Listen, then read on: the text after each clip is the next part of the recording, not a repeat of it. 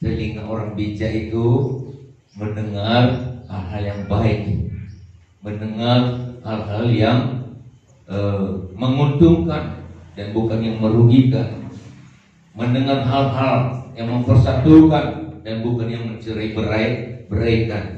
Jadi apa yang harus kita dengarkan saudara, yaitu tentang kebenaran-kebenaran Tuhan, ya, hikmat-hikmat.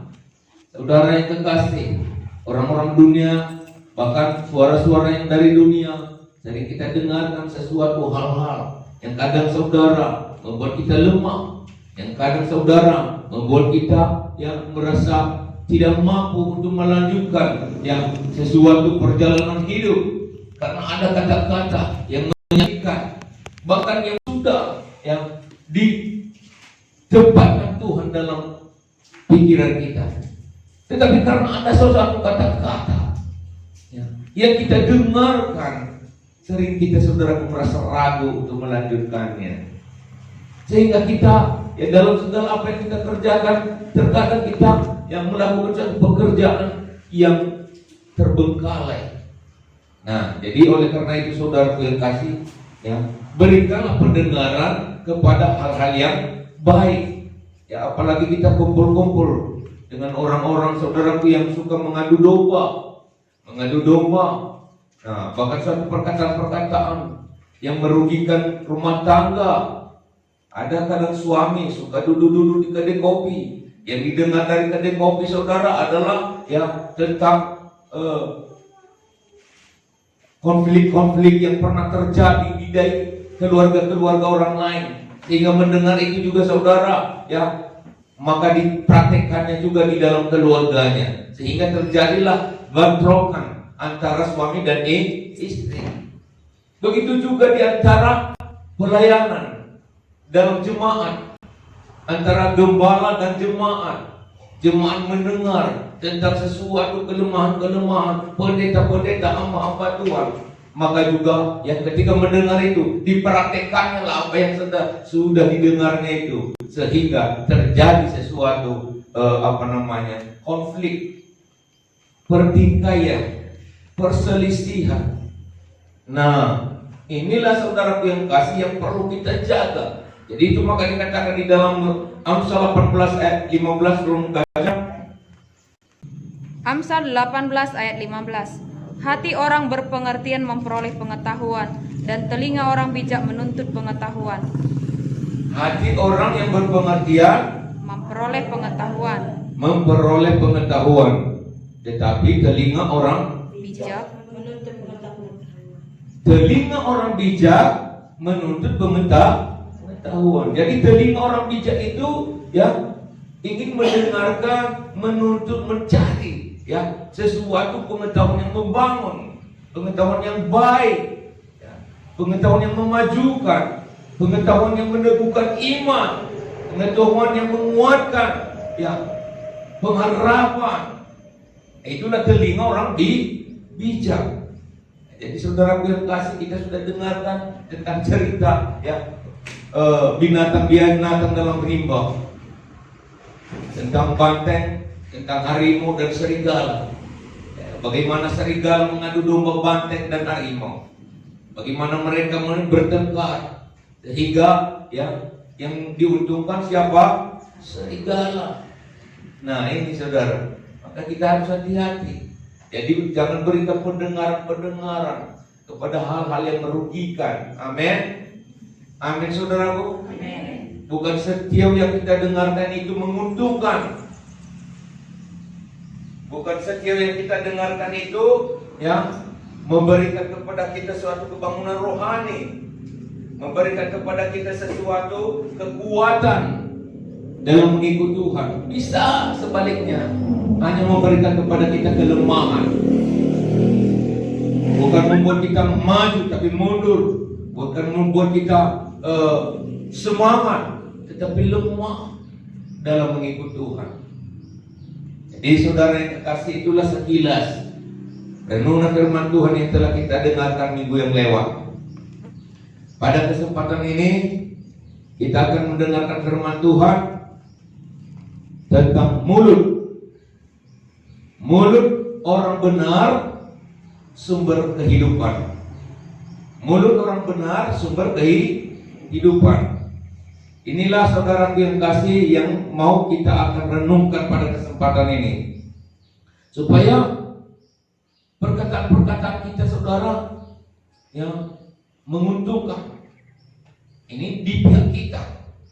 Tadi di pihak dari orang lain yang kita dengar, tapi ini sekarang saudara dari pihak kita. Haleluya. Biar apa yang kita katakan memberi kehidupan, memberi kemenangan, memberi kemajuan, memberi semangat, memberi penghiburan.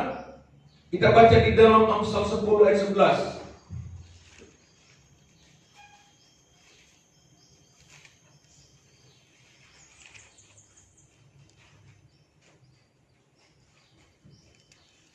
Amsal 10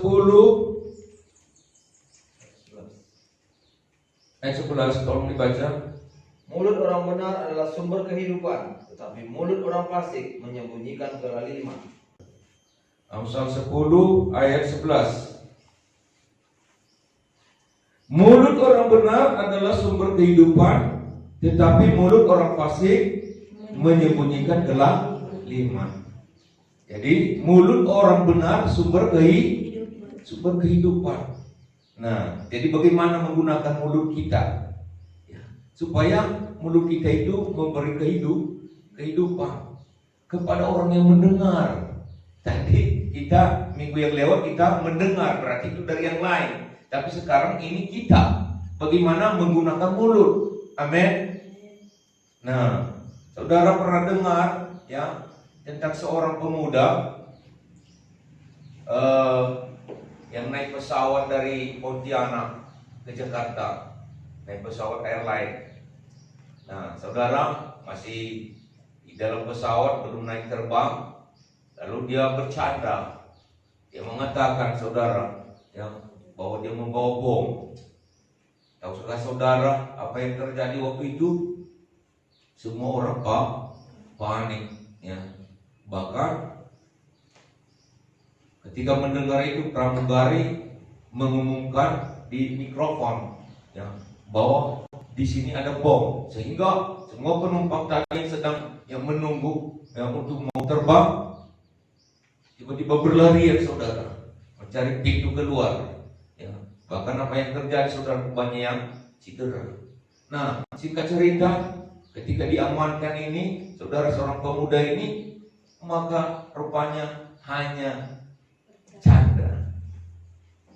Nah ini ya. Jadi perkataan kita itu saudaraku jangan mengacau ya. Jangan melemahkan, jangan membuat keributan yang membuat sesuatu terganggu ya, yang lain. Jangan membuat ketakutan kepada yang lain. Tetapi yang mulut orang benar adalah sumber kehidupan. Ya. Mulut orang benar adalah sumber kehidupan. Di malam ya, si Joy sudah menyampaikan kepada kita renungan firman Tuhan tentang berkata-kata. Jadi ada kata-kata itu saudara yang kasih, kata-kata yang membangun.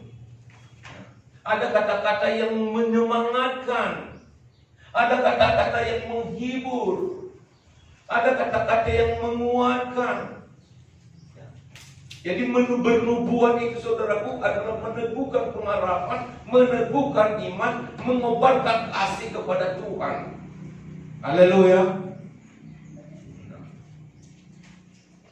Jadi kita harus menjadi teladan. Coba baca di dalam 1 Timotius ya. 1 Timotius pasal 4 kalau nggak salah ayat 12. Tolong dibaca. 1 Timotius 4 ayat 12 demikian firman Tuhan. Jangan seorang pun menganggap engkau rendah karena engkau muda. Jangan seorang pun menganggap engkau rendah karena engkau muda. Jadilah teladan bagi orang-orang percaya. Jadilah teladan bagi orang-orang percaya. Jadilah teladan bagi orang-orang percaya Dalam perkataanmu, dalam tingkah lakumu, dalam dalam kasihmu, dalam kasihmu, dan kesetiaanmu, dan dalam kesucianmu. Iya. Jadi salah satu menjadi teladan dalam perkataan. Mengapa? Nah ini kadang-kadang dalam rumah tangga, dalam keluarga, mengapa anak-anak kita tidak bisa memuji-muji Tuhan? Karena tidak ada teladan yang memuji-muji Tuhan di dalam rumah, dalam keluarga. Haleluya. Mengapa ada anak-anak kita, ada dalam keluarga kita tidak bisa berdoa? Karena memang tidak ada teladan. Tidak ada teladan yang bisa berdoa di dalam keluarga kita. Maka betul kata Rasul Paulus, satu orang selamat maka semua keluarga di. Nah, masalahnya sekarang apakah kita ketika kita menjadi orang Kristen sudah selamat atau belum? Nah, ini jiwa kita, hati kita, pikiran kita, segenap hidup kita sudahkah selamat di dalam Tuhan? Atau hanya perasaan kita saja yang datang ke gereja, tetapi kenyataannya kita belum selamat, saudara. Kalau kita sudah selamat, pasti kita lebih mengasihi Yesus. Pasti hati kita lebih tertuju kepada Tuhan. Pasti hati kita, pikiran kita lebih tertuju kepada Tuhan. Sehingga kita, saudaraku, dalam segala sesuatu, tindakan kita, tingkah laku kita, perkataan kita selalu condong untuk mengutarakan tentang Tuhan, mencatatkan, memperkatakan tentang Tuhan. Maka keluarga pun saudara yang kekasih, ya, semua hanya tahu memperkatakan tentang Tuhan. Keluarga kita tidak ada yang lain-lain yang mereka kenal. Nah, ini yang harus dibenahi, ini harus diperbaiki. Jadilah teladan. Sebagai orang tua jadi teladan.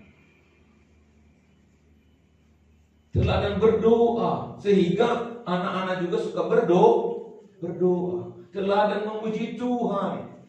Nah, jadi kadang saudara kita memperkatakan perkataan-perkataan yang kosong, yang sia-sia. Jangan saudaraku sangka bahwa apa yang kita ucapkan itu berlalu begitu saja. Satu saat akan menjadi, ya, akan dipertanggungjawabkan di hadapan Tuhan. Satu saat. Itulah sebabnya harus kita katakan kata-kata yang menang. Harus kita katakan kata-kata yang memberikan kehidupan kepada keluarga. Saya katakan kepada kita semua saudara, bahwa bisa terjadi sesuatu, ya, tantangan kehidupan, kegagalan kehidupan dalam kita menjalani hidup ini. Walaupun kita sudah menjadi orang Kristen, namun saudara, ketika kita sudah menjadi teladan, itu saudaraku yang kasih terpaut di dalam hati keluarga kita, sehingga dimanapun berada tidak akan goyah. Keluarga kita dimanapun berada tidak akan goyah. Selalu ingat Tuhan, selalu ingat yang persekutuan kepada Tuhan. Jadi kalau kita sering hanya memperkatakan tentang bisnis, ya, apalagi kita hanya memperkatakan di dalam keluarga kita tentang yang kehebatan dunia, maka yang dipikirkan, ya, oleh keluarga juga saudara yang kasih adalah tentang kehebatan dunia. Apalagi kita sering menceritakan tentang kehebatan, ya, orang-orang sakti, guru Sibaso misalnya. Maka ketika mereka mengalami sesuatu beban pergumulan, ya, mereka lebih cepat untuk mencari. Nah, orang-orang sakti itu ada yang menceritakan tentang sebuah gua, ya. Kalau bertapa di sana bisa mendapat, ya, sesuatu restu dan keluar akan selalu mendapat keuntungan. Nah, ini biasanya di daerah-daerah yang Pulau Jawa sana saudara yang kasih. Ada yang namanya Gunung Kawi katanya. Aku pun nggak tahu itu di mana saudara. Nah, mereka, ya, bertapa di dalam gua untuk memohon kepada, ya, Tuhan penjaga gunung itu suatu berkat. Saudara yang kasih, Tuhan adalah sumber berkat. Amin. Satu-satunya. Tuhan sumber berkat satu-satunya. Jadi sebab itu saudara yang kasih, nggak usah kita ceritakan seperti itu. Bahkan kehebatan kita masa lalu pun nggak usah kita ceritakan. Pertentangan antar siapapun nggak usah diungkit-ungkit. Karena itu saudaraku menjalar. Nah, apa yang kita bicarakan, apa yang kita perkatakan, saudara, tentang Tuhan, tentang kebesaran Tuhan, tentang kasih Tuhan. Ya. Haleluya. Nah, itu. Jadi saudaraku, salah satu yang tanda seseorang beribadah itu kalau dia bisa menggunakan perkataannya dengan baik. Kita baca di dalam Yakobus.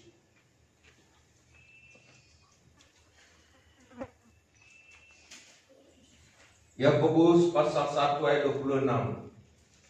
Yakobus pasal 1 ayat 26. Jikalau ada seorang menganggap dirinya beribadah tapi tidak mengekang lidahnya, ia menipu dirinya sendiri, maka sia-sialah ibadahnya. Iya.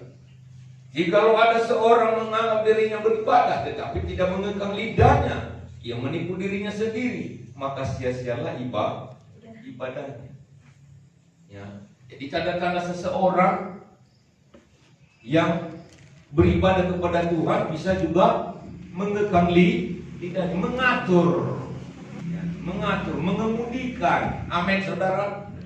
Nah, bukan hanya ceplak-ceplus saja, bukan hanya sesuka-suka saja, bukan hanya mau-maunya saja. Dia bisa menjaga. Demi untuk apa, saudara? Ya, untuk terjadinya ketertiban, untuk terjadinya kehidupan. Amin. Iya. Jangan kita pikir bahwa tembuskan saja, tembuskan saja perkataan sesuka-suka. Tidak. Perkataan ini, saudaraku, mulut kita ini bisa mendatangkan bisa juga mendatangkan rugi. Bisa mendatangkan untung, bisa mendatangkan rugi, bisa mendatangkan hidup, bisa juga mendatangkan mati. Ya. Nah,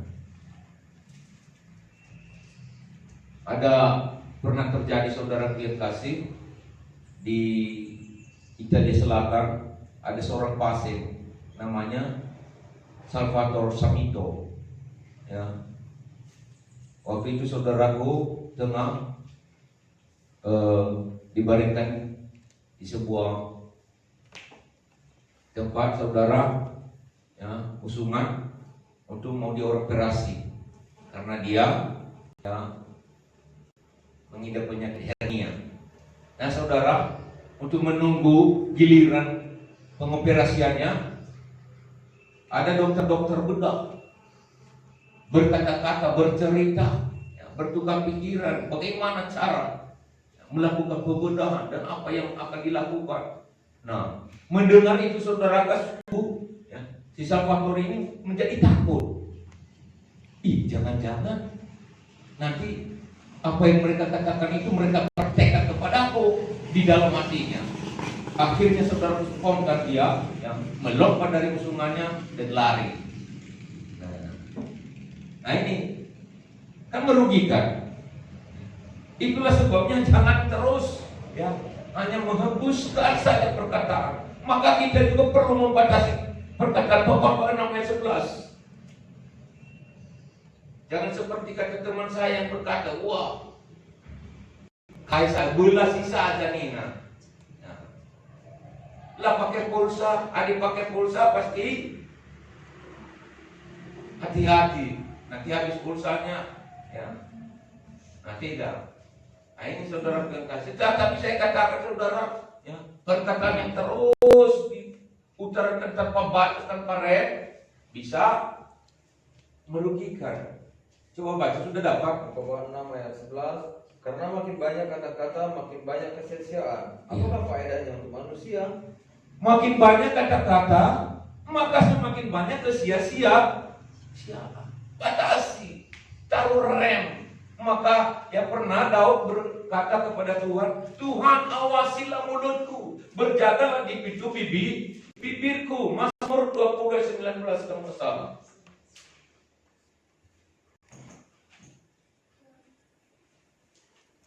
Mazmur 141 ayat 3. Coba. Mazmur 141 ayat 3. Awasilah mulutku, ya Tuhan, berjagalah pada pintu bibirku. Nah, kenapa sempat Daud ya, memohon? Salah satu topik doanya adalah tentang mulutnya. Saudara yang berkumpul di tempat ini pada saat ini pernah juga menjadikan topik doa tentang mulut saudara? Ya, ini Daud menjadikan topik doanya Tuhan, bahan doanya. Dia bukan hanya berkata saja, berikan aku kemenangan ketika aku berperang, berikan aku kekuatan, bukan. Tetapi mengenai mulutnya juga, Tuhan, apa katanya? Berjagalah Pada pintu bibirku. ya, awasilah mulutku dan berjagalah dalam di pintu bibirku. Karena mulut ini penting, saudaraku. Haleluya. Mulut ini penting. Mulut ini adalah kunci keberhasilan kita. Yakobus 3 9 sampai 10.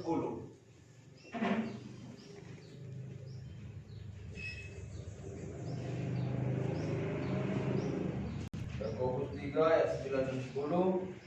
Dengan lidah kita memuji Tuhan Bapa kita, dan dengan lidah kita mengutuk manusia yang diciptakan menurut rupa Allah. Dari mulut yang satu keluar berkat dan kutuk. Hal ini, saudara-saudaraku, tidak boleh demikian terjadi. Nah, dari mulut yang satu tersedia berkat, juga tersedia kutuk. Di mana tadi? Yakobus 3 9 sampai 10. Jadi itulah sebabnya saudara, mari ya, kita lestarikan ya, perkataan-perkataan kita. Ya, kita bersihkan, kita baguskan, kita atur. Ya. Ini adalah juga saudaraku salah satu warisan. Ya. Kadang saudara ada yang mewariskan kita sesuatu ya, model tipe ya suka ngomong asal-asalan. Mungkin ada dulu saudara moyang kita, kakek kita, nenek kita, atau bapak kita, ibu kita yang mungkin sudah almarhum, yang suka sembarangan, yang berkata-kata yang sembrono. Itu juga ada warisan. Warisan seperti ini nggak usah ya dibawa-bawa. Haleluya. Nah, itu pun warisan saudara. Putuskan hubungan dengan itu. Berkata kepada Tuhan, Tuhan, awasilah mulutku dan berjagalah di pintu bibirku. Nah, jadi pendiam saja juga saudaraku yang kasih, itu pun warisan juga. Itu tidak baik juga. Ya. Haleluya. Nah, suka merenung. Nakai komen, nakai pe. Nah itu pun ya sesuatu hal yang tidak bagus. Tetapi yang saya katakan bukan kita ya tidak bisa berbicara, tetapi harus pakai rem, atur. Amsal 25 ayat 11. Amsal 25 ayat 11. Amsal 25 ayat 11. Perkataan yang diucapkan tepat pada waktunya adalah seperti buah apel emas di pinggan perak. Nah, perkataan yang diucapkan tepat pada waktunya maka seperti apel emas di pinggan perak. Wah, indah sekali, bercahaya, bersinar, bahkan mahal harganya. Amin. Nah itu. Jadi itu maka perkataan itu juga harus diucapkan tepat waktu. Kadang ada orang saudaraku yang kasih seperti kata Amsal, bocor mulut katanya. Kita bocor mulut. Ya memang mulut kita ya bocor, nganga bagai. Ya. Tetapi yang dimaksud Amsal ini adalah tentang mengutarakan sesuatu. Kadang begitu saudara, ya. Suami dan istri ada tamu. Si tamu ini sedang cerita-cerita, yang dia bercerita yang apa kepada si suami. Tahu-tahu istri udah mendahului. Yang aturan belum tepat waktunya untuk dibicarakan, belum tepat waktunya untuk diceritakan, belum tepat waktunya untuk mau disampaikan. Tahu-tahu dia udah begini. Nah ini saudara masalah. Ya. Jadi itu saudara yang kasih perlu. Ya. Walaupun kita tahu kadang-kadang saudara ini salah satu kelemahan, nggak usah dulu sampaikan. Inilah kelemahanmu. Nah, inilah kau. Begini nggak usah. Perhatikan dulu, bikin dulu ya teknik untuk memperbaikinya. Ya. Jangan langsung dilakukan sesuatu cambukan hukuman. Amin saudara. Nah, jadi perkataan yang tepat pada waktunya.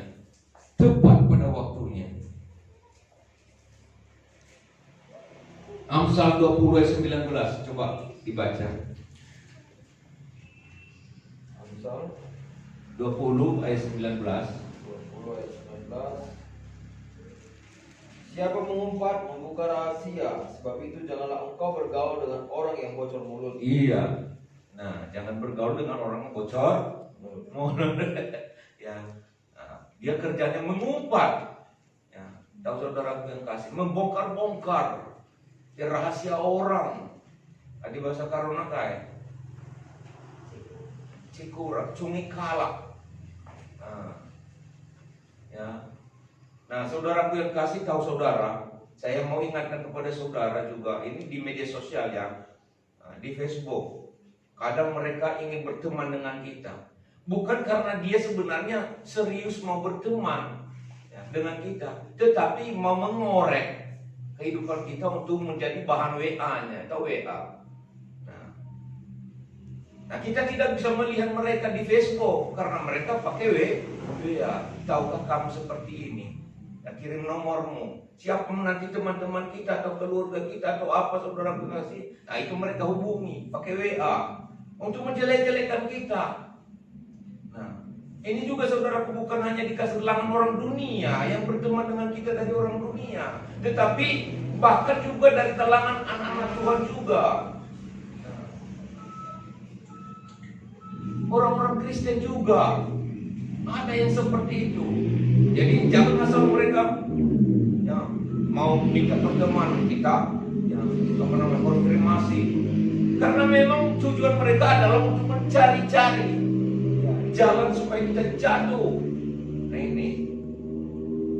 Jadi jangan bangga karena saudara punya teman yang sahabat di Facebook 5.000 misalnya saudara. Wah, di antara 5.000 itu banyak Judas yang berkhianat juga. Ya, jadi itu orang-orang seperti itu saudaraku, ketika orang cerita sama saya itu baru tahu, saya tahu.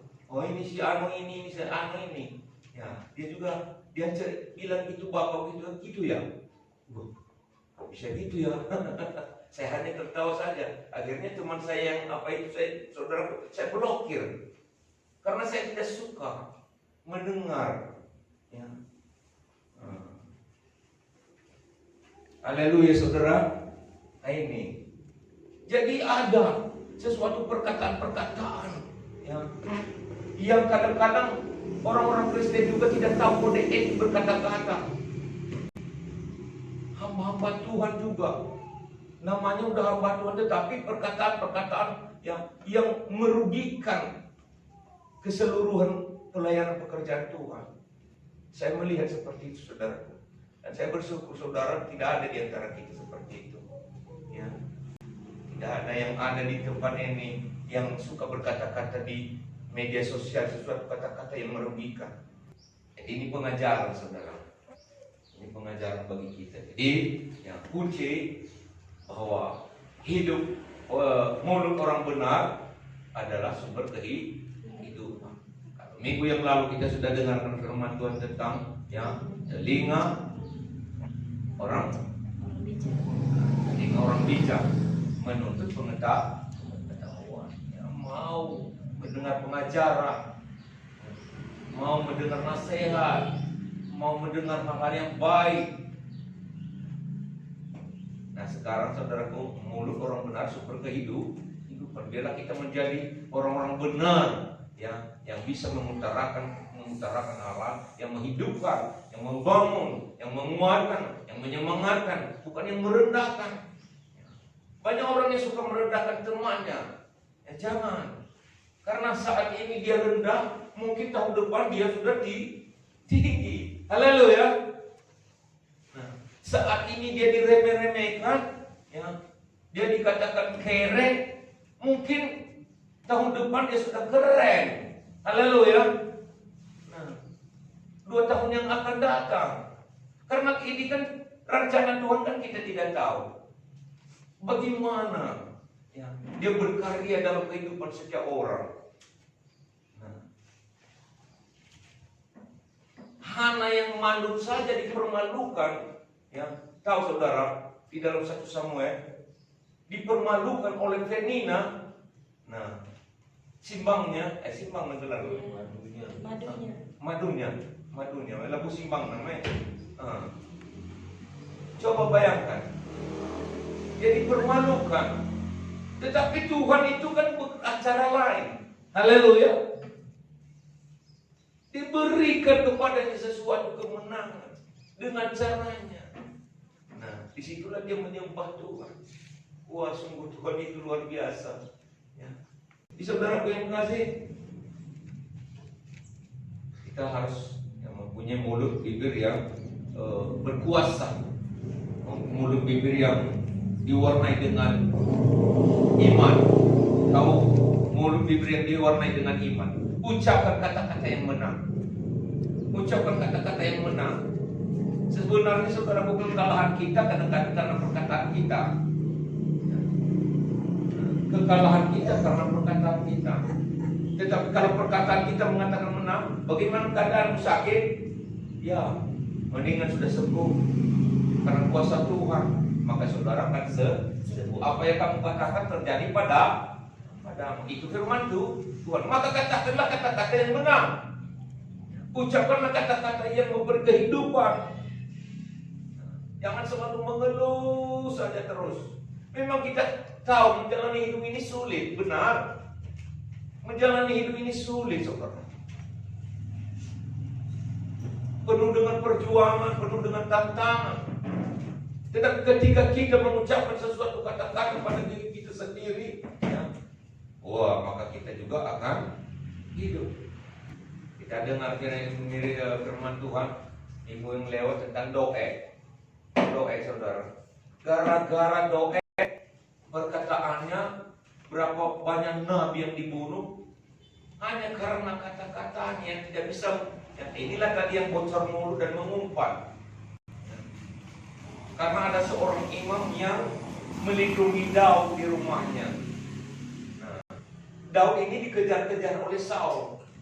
Buru-buru si Doeg menceritakan, wah, ini dilindungi oleh imam ini kepada Saul. Ya memang Saul ini, saudara, tujuannya mau membunuh, mau menghancurkan Daud.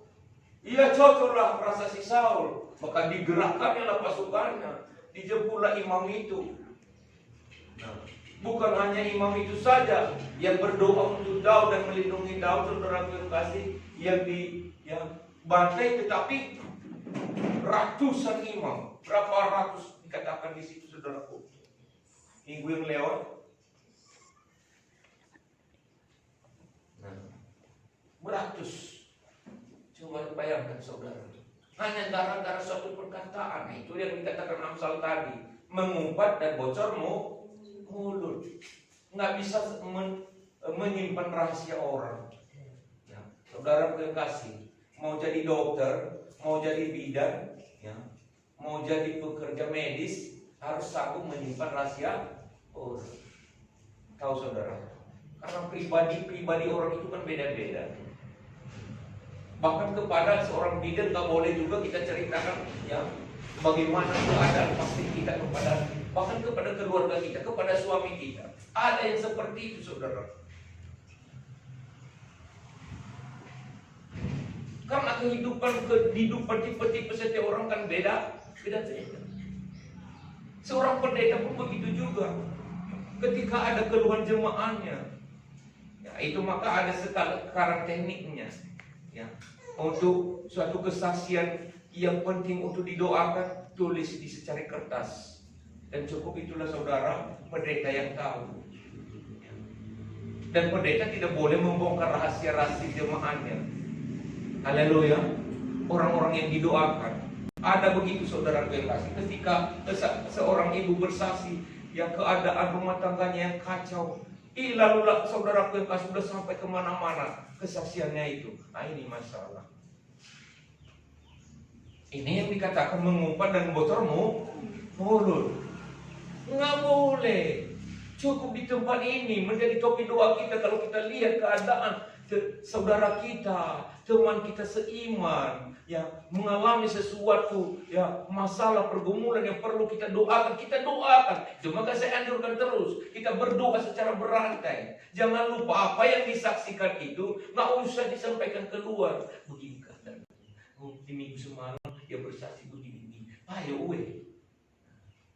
nggak boleh gitu. Haleluya. Apa suaminya sering mukuli dia ya? Apa suaminya begini-begini ya? Selingkuh ya?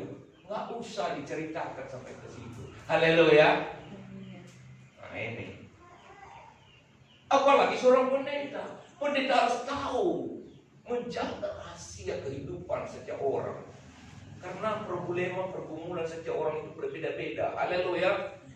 Dan mereka mau curhat, mereka mau mengutarakannya. Dan itu saudara yang kasih etika seorang hamba Tuhan, ya, harus tahu bagaimana.